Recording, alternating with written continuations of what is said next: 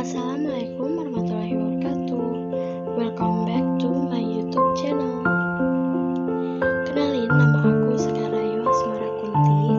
Aku dari kelas PBAS A3 dengan NIM 200503629. Pada video kali ini sengaja aku nggak ngeliatin muka aku ya, karena aku ngerjain ini udah terlalu malam, bahkan bisa dibilang malam banget, bisa dibilang juga udah dini hari karena ini ya 2:30 pagi. Oke, nggak usah banyak basa-basi lagi, langsung aja kita mulai pembahasan mengenai materi yang akan aku jelasin di video kali ini. Yuk kita simak materinya.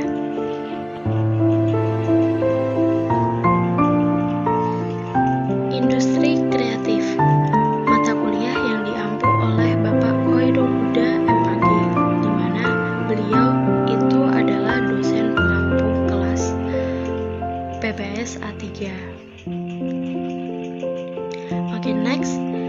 Bab 1, ekonomi kreatif. Apa sih ekonomi kreatif itu? Jangan salfok ya, di judul atasnya memang modal dasar aktor penggerak ekonomi kreatif. Nah, sebelum memasuki pembahasan nih, kita harus tahu ekonomi kreatif itu apa. Nah, ekonomi kreatif itu sendiri berkembang dari konsep modal berbasis kreativitas yang dapat berpotensi meningkatkan pertumbuhan ekonomi di suatu daerah. Industrialisasi itu sendiri menciptakan suatu pola kerja, pola produksi, dan pola distribusi yang lebih murah dan lebih efisien. Dampak yang muncul akibat dari fenomena perubahan gelombang ini adalah munculnya daya saing atau kompetensi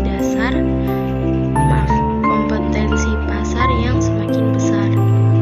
Terdapat 3 hal pokok yang menjadi dasar dari ekonomi kreatif, antara lain kreativitas, inovasi, dan penemuan, yaitu akan dijabarkan sebagai berikut. Yang pertama, kreativitas, yang dalam bentuk bahasa Inggrisnya seperti yang sudah tertera. Nah, kreativitas itu sendiri dapat diartikan sebagai suatu kemampuan seseorang untuk menghasilkan atau menciptakan sebuah karya baru atau ide baru yang unik, fresh, dan dapat diterima umum. Yang kedua, inovasi. Suatu ide gagasan dengan dasar kreativitasnya untuk mencapai hasil yang lebih maksimal.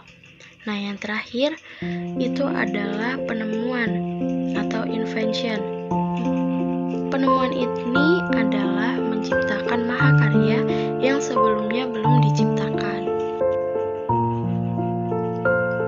Oke, next. Bagaimana aktor penggerak ekonomi kreatif? Perkembangan ekonomi kreatif sangat bergantung pada berbagai faktor dan komponennya, seperti faktor modal, komponen inti, komponen pendukung, aktor penggerak, dan faktor pendorong. Modal yang dimaksudkan oleh para pengusaha adalah modal finansial dan material yang nantinya berguna untuk memperluas dan meningkatkan usahanya. Kebutuhan modal finansial terutama untuk membeli bahan baku, peralatan, dan operasional perusahaan. Akan tetapi, di sini juga ada kekurangan modal material dan modal intelektual yang dimana dapat menyebabkan perusahaan kecil dan menengah bisa bergantungan pada berbagai aspek seperti bahan baku, bahan penolong, teknologi, desain, dan pemasaran. Terdapat 4 aktor utama yang diharapkan dapat menggerakkan lahirnya kreativitas, ide, ilmu pengetahuan, dan teknologi dalam pembangunan ekonomi kreatif di Indonesia. Keempat aktor tersebut yaitu komunitas, intelektual, bisnis, dan pemerintah. 2 jenis strategi penciptaan nilai sebagai berikut. Strategi penciptaan nilai atau value creation strategy. Yang pertama, nilai psikologis. Nilai psikologis ini untuk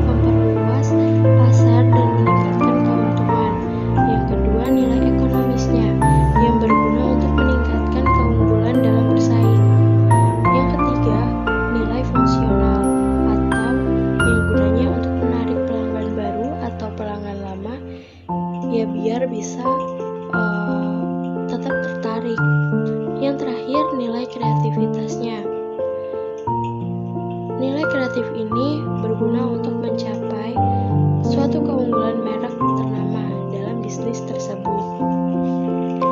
Yang kedua, ada strategi rantai nilai atau value chain strategi.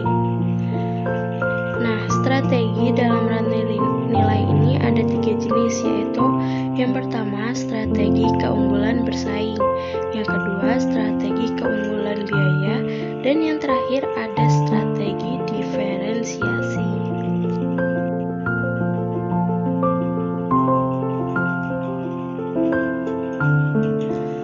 Next, komponen inti dan pendukung ekonomi kreatif. Komponen inti dan pendukung merupakan mesin pendorong perkembangan kegiatan ekonomi kreatif. Komponen inti disebut sebagai komponen utama pelaku ekonomi kreatif yang meliputi individu, kelompok, dan perusahaan yang akan menghasilkan produk. Adapun 3 komponen inti dan komponen pendukung menurut M.T. Auburn yang dikutip oleh Departemen Perdagangan pada tahun 2008, yaitu yang pertama, the creative cluster atau kelompok kreatif, yaitu di mana perusahaan, kelompok, dan individu secara langsung maupun tidak langsung menghasilkan suatu produk kultural.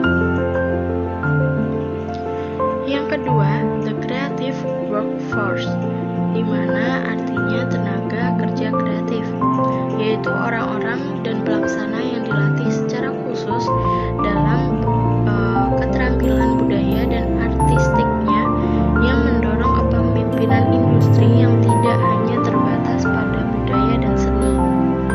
Yang terakhir, the creative community atau komunitas kreatif, yaitu tempat konsentrasi area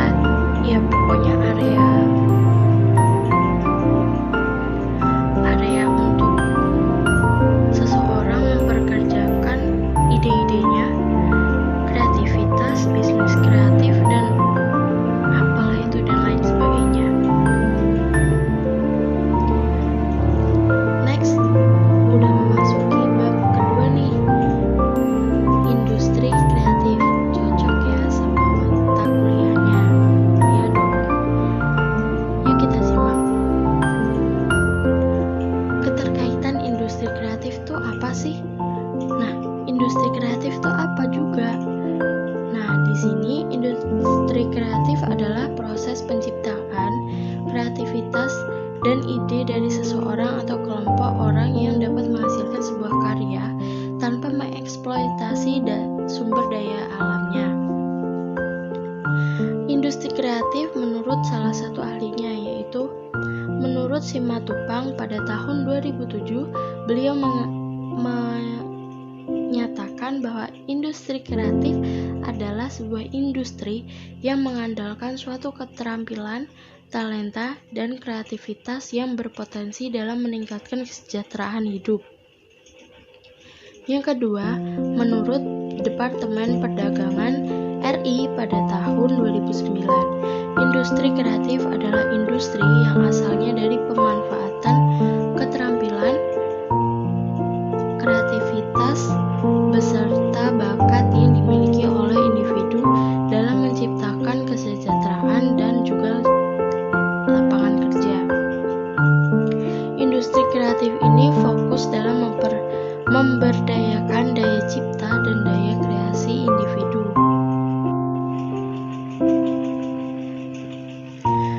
Apa sih peran dan keunggulan industri kreatif? Yang pertama adalah mulai munculnya bisnis startup. Apa itu bisnis startup? Nah, bisnis startup ini adalah hadirnya teknologi yang memberikan kemudahan akses dalam memperoleh informasi lebih cepat, sehingga membuat manusia semakin cepat mengetahui perkembangan dunia. Yang kedua, percepatan inovasi, di mana percepatan inovasi ini berkembang di dunia industri bisnis yang ada saat ini dengan bisnis yang ada pada era tahun 90-an, pada tahun 2005 dan seterusnya kita mengenal dengan namanya teknologi internet. terakhir, bisnis menjadi lebih kompetitif. Mengapa demikian? Karena ketika pasar memiliki media yang sama dalam menjangkau masyarakat, yaitu teknologi, maka hal ini akan menjadi magnet bagi para pebisnis untuk menawarkan produk kepada masyarakatnya. Tidak menutup kemungkinan kondisi di mana masyarakat sudah cukup cerdas dalam memilih produk, maka ini akan memberikan suatu peluang untuk melahirkan bisnis-bisnis yang serupa, sehingga hal ini akan menciptakan suatu bisnis yang lebih kompetitif. Bab 3. Sumber daya ekonomi kreatif. Konsep dari ekonomi kreatif ini mengedepankan sumber daya manusia atau SDM yang memiliki ide dan pengetahuan yang digunakan sebagai faktor utama dalam produksi. Fungsi sumber daya ekonomi kreatif ini sendiri berfungsi untuk menjaga dan mencegah adanya eksploitasi budaya itu sendiri, yang sangat diharapkan dapat mewujudkan daya tahan yang diimplementasikan melalui pandangan hidup, pengetahuan, dan berbagai strategi kehidupan berupa aktivitas yang dilakukan oleh masyarakat lokal. Komponen inti dan pendukung merupakan mesin pendorong perkembangan atau engine of growth. Kegiatan ekonomi kreatif, komponen inti disebut sebagai komponen utama pelaku ekonomi kreatif yang meliputi individu, kelompok, dan perusahaan yang dihasilkan produk, yang akan menghasilkan suatu produk. Komponen pendukung adalah komponen yang mendukung terciptanya iklim ekonomi kreatif seperti lingkungan geografis, masyarakat, lingkungan industri, dan organisasi budaya.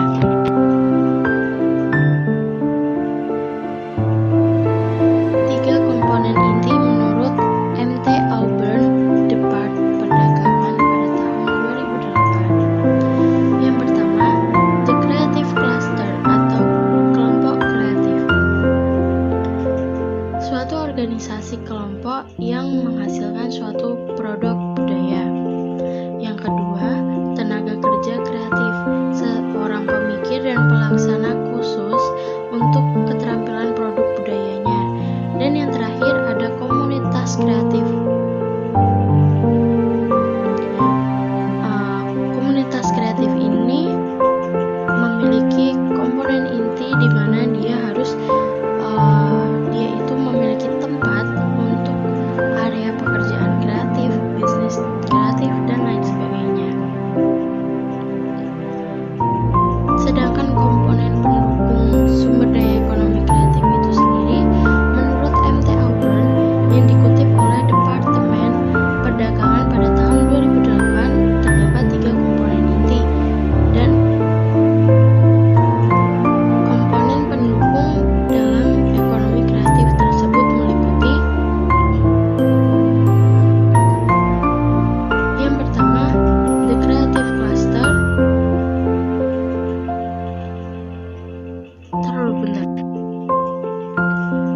The Creative Cluster atau kelompok kreatif, yaitu perusahaan, kelompok, dan individu baik secara langsung maupun tidak langsung menghasilkan suatu produk budaya. Yang kedua, tenaga kerja kreatif, yaitu orang-orang pemikir dan pelaksana yang khusus menerapkan dalam keterampilan budaya dan artistik yang mendorong industri kepemimpinan yang tidak hanya terbatas pada budaya dan seninya. Yang terakhir ada komunitas kreatif atau komunitas kreativitas, yaitu tempat konsentrasi atau area geografis dari pekerjaan kreatif, bisnis kreatif, dan organisasi budaya.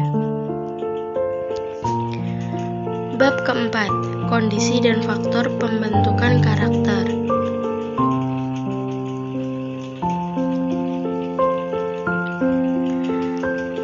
Kreativitas adalah kemampuan seseorang untuk menciptakan suatu hal yang baru bagi dunia berdasarkan sebuah inovasi. Menurut Whitford dalam Istirani dan Intan Pulungan 207.2133 mendeskripsikan ada 5 ciri-ciri kreativitas, yaitu yang pertama, kelancaran atau kemampuan memproduksi banyak ide. Yang kedua, keluasan atau bisa diartikan sebagai kemampuan untuk mengajukan bermacam-macam pendekatan jalan pemecahan masalah. Yang ketiga, keaslian, kemampuan untuk melahirkan gagasan yang original sebagai hasil pemikiran sendiri. Yang keempat, penguraian, kemampuan menguraikan sesuatu secara terperinci.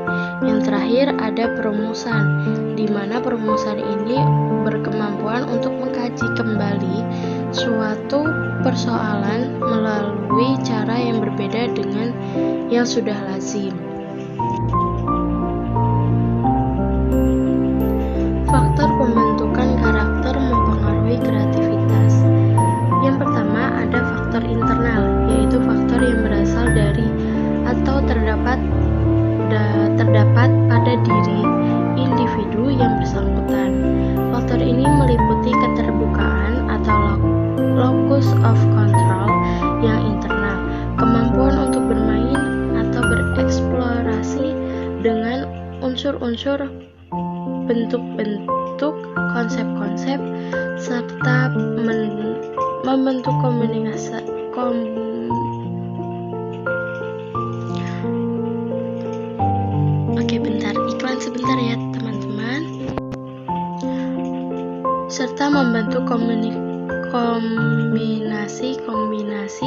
baru berdasarkan hal-hal yang sudah ada sebelumnya. Yang kedua, faktor eksternal, yaitu faktor yang berasal dari luar diri individu yang bersangkutan. Faktor ini antara lain meliputi keamanan dan kebebasan psikologis, sarana atau fasilitas terhadap pandangan dan minat yang berbeda, dan adanya penghargaan bagi orang yang kreatif, waktu bebas yang cukup dan kesempatan untuk menyendiri, dorongan untuk melakukan berbagai eksperimen dan kegiatan-kegiatan kreatif, dorongan untuk mengembangkan fantasi kognisi dan inisiatif, serta penerimaan dan penghargaan terhadap individual.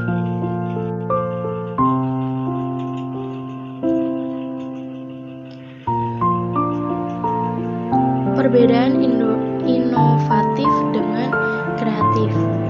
Menurut Drucker pada tahun 2012 dalam Mahmud dan Tahir tahun 2015, inovasi adalah alat spesifik bagi perusahaan di mana dengan inovasi dapat mengeksplorasi atau memanfaatkan perubahan yang terjadi sebagai sebuah kesempatan untuk menjalankan suatu bisnis yang berbeda. Kata kreatif dan inovatif memiliki perbedaan di antaranya, yaitu kreatif mengacu pada sesuatu yang bersifat imajinatif, sedangkan inovatif yaitu memperkenalkan suatu hal yang baru dan unik. Kreatif berarti menghasilkan ide-ide baru, sementara inovatif berarti mewujudkan ide-ide kreatif tersebut.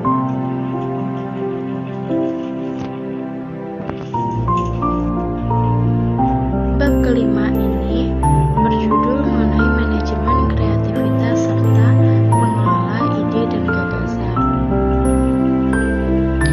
Nah, pengertian manajemen kreativitas ini menurut Bob Geldof, manajemen kreativitas menyangkut pengetahuan tentang pertama, bagaimana menggali sifat-sifat yang tidak menyamai atau menandingi dari ide-ide. Kedua, bagaimana menyatakan hak kekayaan intelektual atau HKI atau yaitu itu tadi HKI, dan membuat ide-ide yang dimilikinya sebagai produk yang memiliki kesamaan. Yang kedua, menurut Hawkins, pada tahun 2001 ada beberapa perbedaan pandangan yang muncul dalam mengelola ekonomi kreatif dan ekonomi konvensional, yaitu pertama, perbedaan kreativitas ekonomi dengan ilmu ekonomi konvensional, terutama dalam peran pokok individual.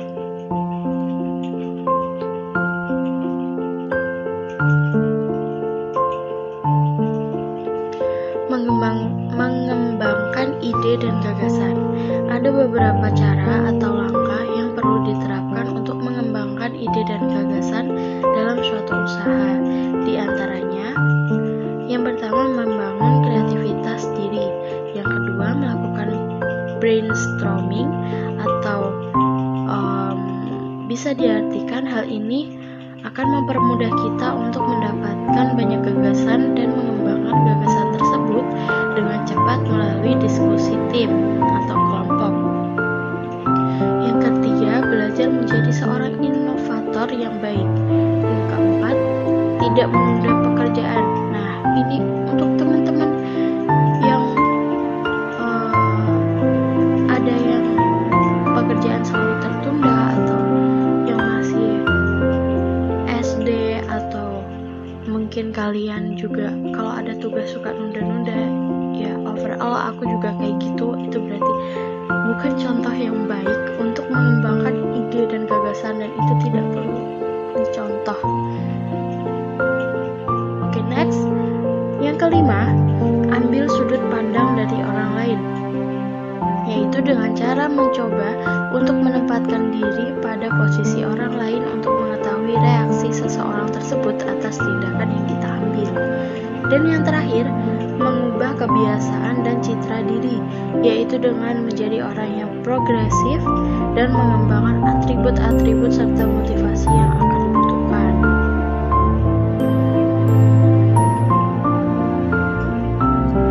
Nah, kaidah-kaidah meraih sukses nih. Ada 3 kaidah yang aku cantumin di sini.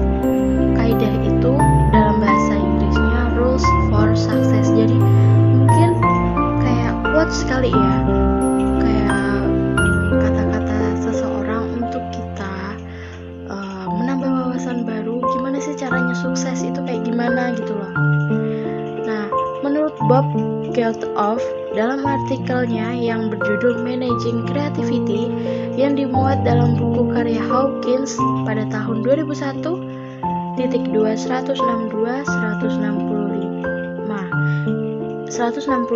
dan sampai 165 ini adalah halamannya, yang mengemukakan 10 kaidahnya yang perlu diperhatikan untuk meraih sukses dalam ekonomi kreatif sebagai berikut. Nah, sebenarnya di sini cuman aku sebutin 2 quotes-nya aja, karena kalau 10 kaidah aku bakalan lama banget untuk menjelaskan ke kalian satu persatu. Yang pertama, ciptakan sendiri atau invent yourself. Penciptaan suatu kelompok, kecakapan personal yang unik, milik ide sendiri, kelola sendiri, bangun momentum, dan bila sedang sekolah atau kuliah, cepat-cepat lulus nih. Sesegera mungkin jika Anda menghendakinya, tetapi jangan berhenti belajar. Kata beliau, dia memberi sebuah quotes begini, menari-narilah seolah-olah tidak ada. Sorry tadi agak kaget, mungkin jalannya keluar bagaimana ya, maaf. Oke, kita ulang. Beliau ini memberi kita quotes, yaitu menari-narilah seolah-olah tidak ada seseorang pun yang melihatnya. Pilah-pilah kaidah, perjelas aset-aset dan kecakapan yang dimiliki. Semua itu unik dan semua itu Anda miliki. Dalam kurung, they are all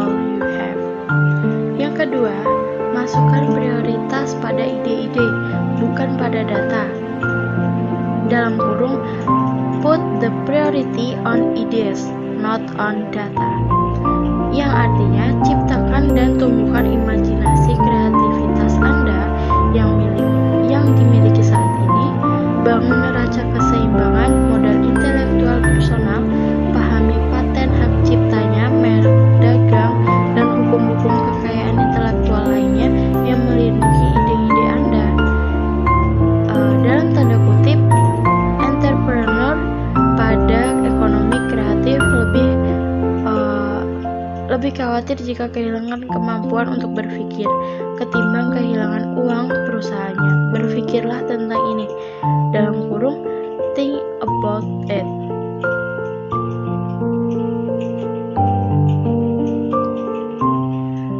Bab yang keenam ini ada haki atau hak kekayaan intelektual. Haki atau hak kekayaan intelektual ini, atau bisa disebut juga hak milik intelektual, merupakan pengertian dari intellectual property right yang dikenal dalam kepustakaan hukum Anglo-Saxon. HKI dalam kerangka hukum perdata bisa dikategorikan hak benda, dan hal ini sejalan dengan ketentuan pada pasal 499 dan pasal 503 UU Hukum Perdata atau KUH PER, yang di dalamnya mendefinisikan bahwa benda sebagai barang atau hak yang bisa dikuasai dengan hak milik. Konsep HKI ini sendiri ada dua konsep HKI, yaitu yang pertama, hak milik hasil pemikiran atau intelektual melekat pada pemiliknya yang bersifat tetap dan eksklusif. Yang kedua, hak yang diperoleh pihak lain atas izin dari pemilik, dan hal ini bersifat sementara. Unsur-unsur perlindungan HKI meliputi yang pertama, subjek hukum yang terdiri dari pemilik atau pemegang hak, aparat penegak hukum, pejabat pendaftaran HKI, dan pelanggaran hukum. Yang kedua, objek yang dilindungi merupakan semua jenis HKI yang diatur oleh UU.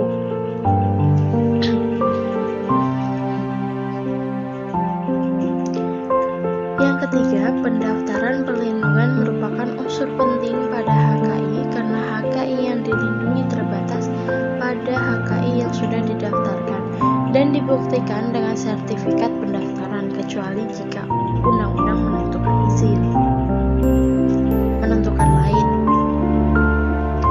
Yang keempat, jangka waktu perlindungan.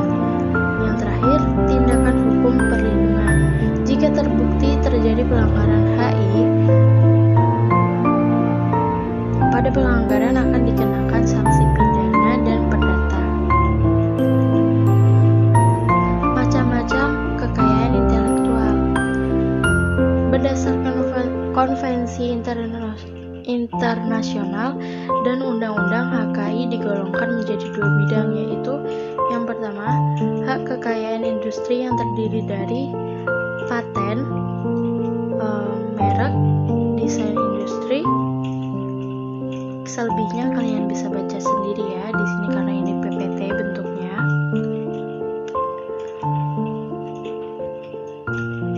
Nah, berdasarkan konvensi internasional dan undang-undang, HKI digolongkan menjadi dua bidang, yaitu ini lanjutan kalimat yang tadi. Nah, ini yang kedua, hak kekayaan industri yang terdiri dari desain tata letak sirkuit terpadu, indikasi geografis. Yang ketiga, rahasia dagang.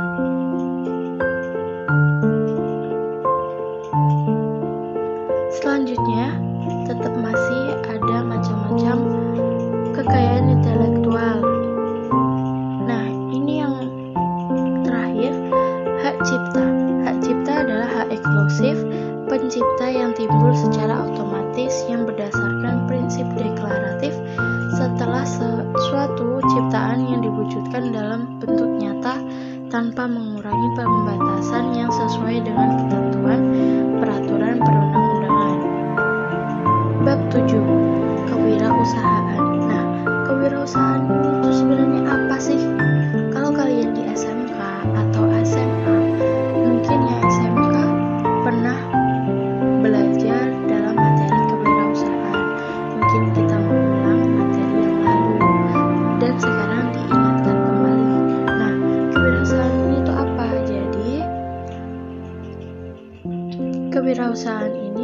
Victoriana pada tahun 2001, dilihat dari perkembangannya sejak awal abad ke-20, kewirausahaan sudah diperkenalkan di beberapa negara.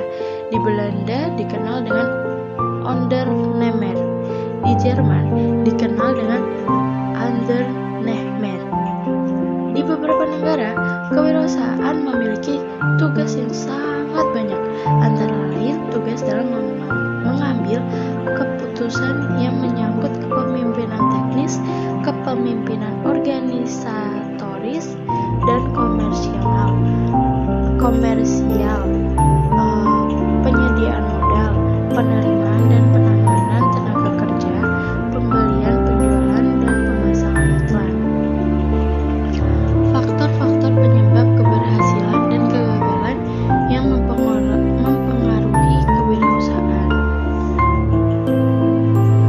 Faktor penyebab keberhasilan wirausaha menurut Hendro pada tahun 2011 di halaman 47-50, ada beberapa faktor yang menyebabkan wirausaha berhasil adalah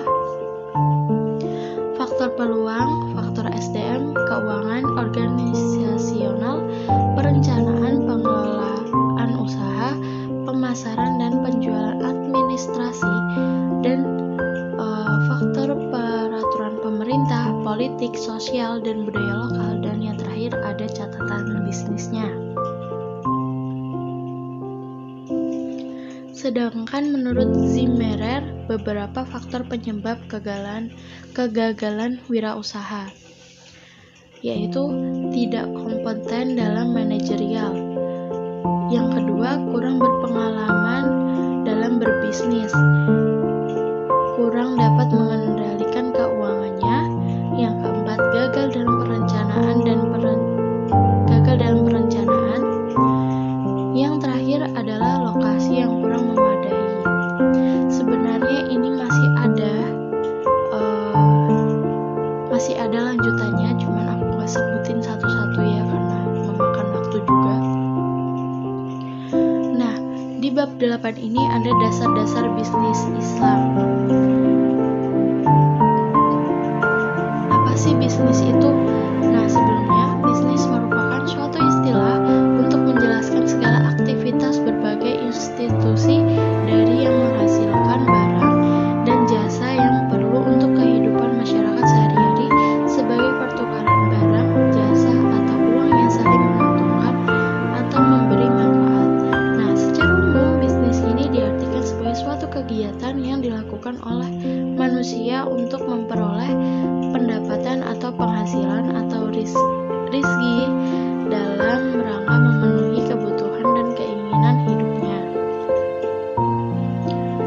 dengan cara mengelola sumber daya ekonominya secara efektif dan efisien.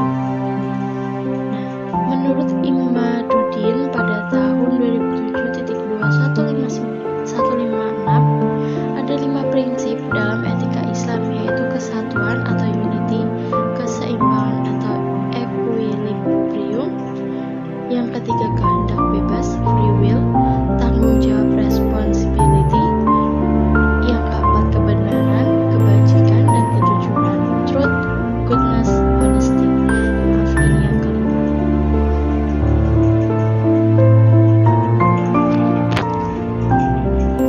Bab 9. Etika bisnis dalam Islam. Pengertian etika bisnis dalam Islam. Secara etimologi, etika atau ethics yang berasal dari bahasa Yunani etikos mempunyai beragam arti. Yang pertama, sebagai analisis konsep-konsep terhadap apa yang harus dilakukan seperti tugas, aturan moral, benar salah, wajib tanggung jawab, dan lain sebagainya. Yang kedua, aplikasi ke dalam watak moralitas atau tindakan-tindakan moral. Yang ketiga, perihal kehidupan yang baik secara moral. Etika merupakan filsafat tentang moral. Jadi sasaran etika adalah moralitas. Bisnis adalah kegiatan serius yang bersifat jangka panjang, dan ada banyak yang perlu dipertimbangkan dan dikembangkan, mulai dari keuangan, pemasaran, penjualan, operasi, dan pengembangan sumber daya, dan lain sebagainya. Etika Etika bisnis dalam Islam memposisikan pengertian bisnis pada hakikat yang merupakan usaha manusia untuk mencari keridhaan Allah Subhanahu wa Ta'ala. Etika bisnis Islam adalah studi tentang seseorang atau organisasi melakukan sebuah usaha atau kontak bisnis yang saling menguntungkan.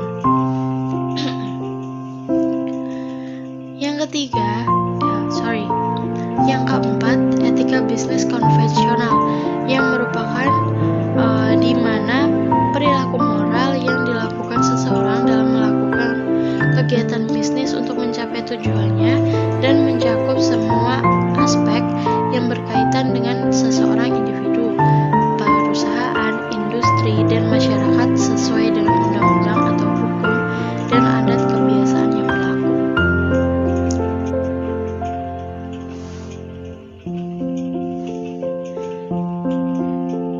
Tujuan umum studi etika bisnis. Nah, di tujuan umum studi etika bisnis ini ada 3. Penetapan kode etik Islam yang dimana mengatur, mengembangkan, dan memperkenalkan cara-cara bisnis dalam kerangka ajaran agama. Kode etik ini juga merupakan simbol arahan untuk melindungi pengusaha dari resiko. Yang kedua, kode etik ini dapat menjadi landasan hukum untuk menentukan tanggung jawab pengusaha, terutama untuk dirinya sendiri, antar perusahaan dan masyarakat, dan terutama tanggung jawab di hadapan Allah Subhanahu wa Ta'ala. Yang ketiga, kode etik dapat membantu memecahkan banyak masalah yang muncul antara pengusaha dan masyarakat tempat mereka bekerja. Satu hal yang dapat membangun persaudaraan atau ukhuwah dan kerjasama antar semua. Bab 10. Manajemen dalam bisnis Islam. Dalam materi kali ini, menurut Ricky W. Griffin mendefinisikan bahwa manajemen merupakan sebuah proses perencanaan, pengorganisasian, pengkoordinasian, pengontrolan sumber daya untuk mencapai sasaran atau takdir.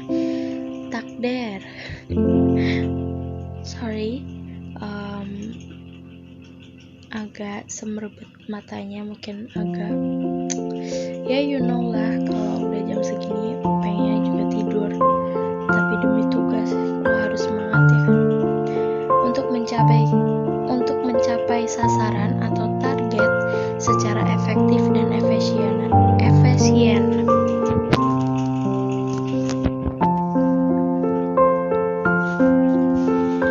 Efektif ini sendiri memiliki arti sebagai tujuan yang dapat dicapai sesuai dengan perencanaan, sedangkan efisien merupakan tugas yang harus dilaksanakan dengan benar dan terorganisasi sesuai jadwal yang sudah disusun.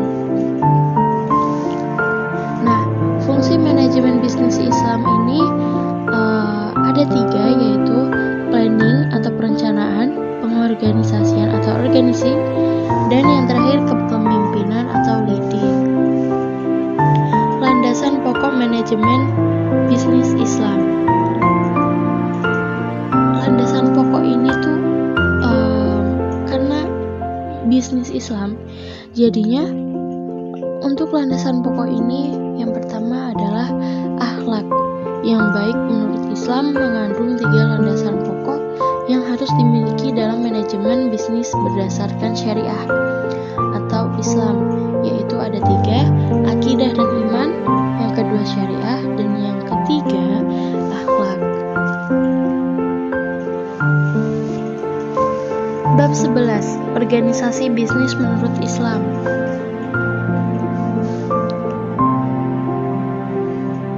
Pengertian organisasi bisnis menurut Islam antara lain: yang pertama, dalam Kamus Besar Bahasa Indonesia atau KBBI, organisasi bisnis adalah sebuah organisasi yang bergerak di bidang ekonomi yang bertujuan untuk memperoleh profit atau keuntungan.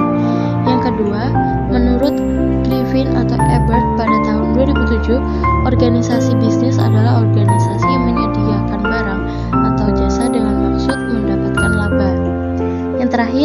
Sedangkan dalam Islam, bisnis dapat dikatakan sebagai serangkaian aktivitas bisnis dalam berbagai bentuknya yang tidak dibatasi dengan jumlah atau kuantitas, kepemilikan harta atau barang jasa, termasuk keuntungan, akan tetapi dibatasi dalam cara perolehan dan pendayagunaan hartanya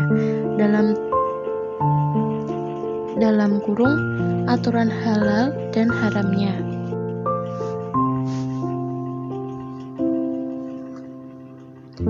Selain itu ada beberapa fungsi lain dari organisasi bisnis sebagai berikut, yaitu ada 4. Yang pertama, from utility atau fungsi produksi, di mana sebuah bisnis menghasilkan barang atau jasa yang dibutuhkan masyarakat. Place utility, yaitu fungsi distribusi, di mana sebuah bisnis menyalurkan barang atau jasa ke lokasi terdekat yang dapat dijangkau oleh konsumen.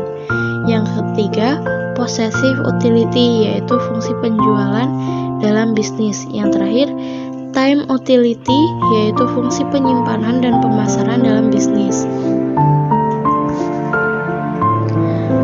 Nah, pada bab 12 ini adalah materi terakhir yang bisa saya sampaikan ke kalian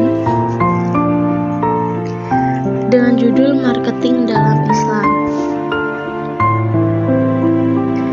Pengertian marketing atau pemasaran Islam menurut Bukhari Alma dan Doni Juni Priyansa, pemasaran Islami adalah sebuah disiplin bisnis yang disiplin secara strategis yang mengarahkan proses penciptaan, penawaran, dan perubahan values dari satu inisiator kepada stakeholdersnya yang dalam keseluruhan prosesnya sesuai dengan akad serta prinsip-prinsip Al-Quran dan Hadis. Ada beberapa sifat yang membuat Nabi Muhammad berhasil dalam melakukan bisnis, yaitu dengan 4 sifatnya, yaitu sidik atau jujur atau jujur atau benar. Yang kedua, amanah, dapat dipercaya. Ketiga, fatonah atau cerdas. Yang terakhir, keempat, tablik, yaitu komunikatif.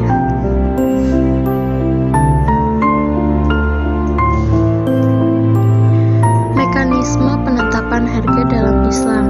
Ekonomi Islam adalah sistem ekonomi yang menjelaskan tentang pengambilan keputusan dalam setiap kegiatan ekonomi berdasarkan dengan aturan atau syariat Islam. Yang pertama, menurut beberapa ahli, ekonomi Islam merupakan ajaran atau aturan yang mempengaruhi kebutuhan manusia, sedangkan mengenai penetapan harga merupakan praktek yang tidak diperbolehkan oleh syariat Islam. Yang kedua, menurut para ulama fikih, dalam kondisi apapun penetapan atau pematokan harga yang dilakukan oleh pihak pemerintah merupakan suatu kezaliman.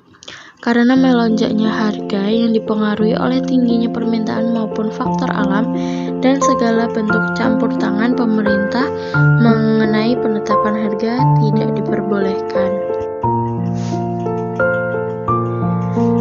Nah, mungkin hanya itu yang bisa saya sampaikan ke kalian. So, thank you for watching on my channel. Sebenarnya nggak watching sih, kalian lebih mendengarkan dan mempelajari dari PPT atau presentasi yang sudah saya upload di YouTube channel aku. So,